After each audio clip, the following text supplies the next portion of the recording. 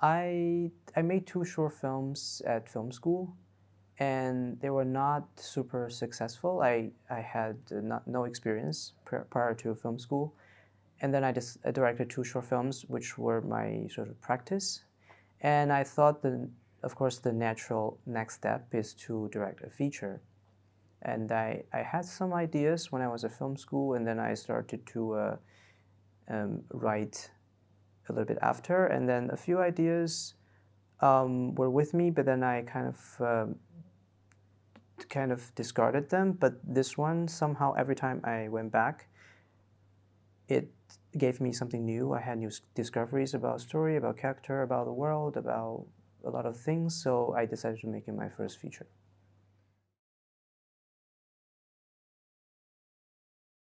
I think the main difference is with a short film, I rely sometimes a lot on intuition. Sometimes I can write a script in a day and then we can make changes on set.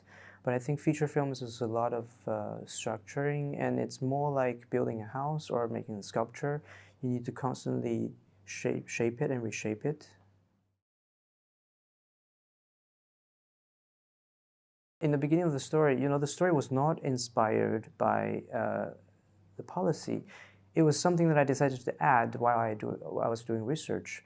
The premise of the story is about this middle-class Chinese family and how their life is changed and affected by the coming of a new friend of their only son. In the beginning, it was this premise that I was trying to explore in a Chinese context, but later on, I decided to add the social economic elements, including class, but including also what you said about the one-child policy. Yeah, so it becomes something, I wanted to keep in the background because I want the film, even though I want the film to be a universal story, but I still wanted to have some Chinese characteristic in it, and this is a very natural background of the story.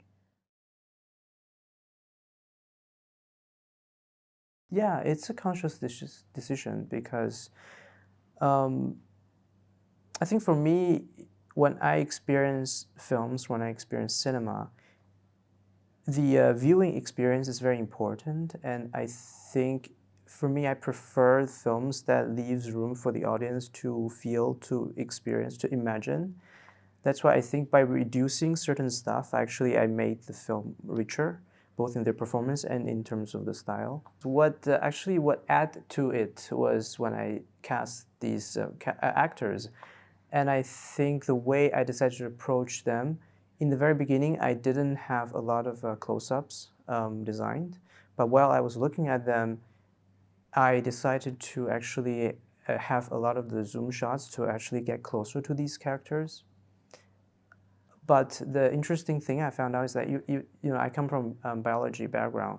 In biology, the idea of a microscope is when you get closer to these people, you would get to know more about them. But what I found when shooting the film is that when we get closer to these characters, they actually become more mysterious.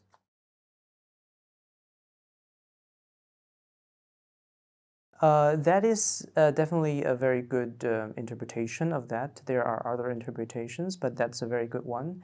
For me, the point was to have different layers of the story, because we have the story on the plot layer, and then we add to it the aesthetic layer.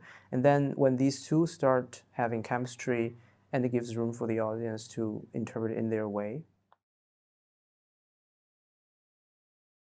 For me, the film is constructed in a way that it raises questions, but it doesn't give clear answers. So I think among the questions that it raises, there is the concept of family, the concept of blood and water, because we have a saying, blood is thicker than water.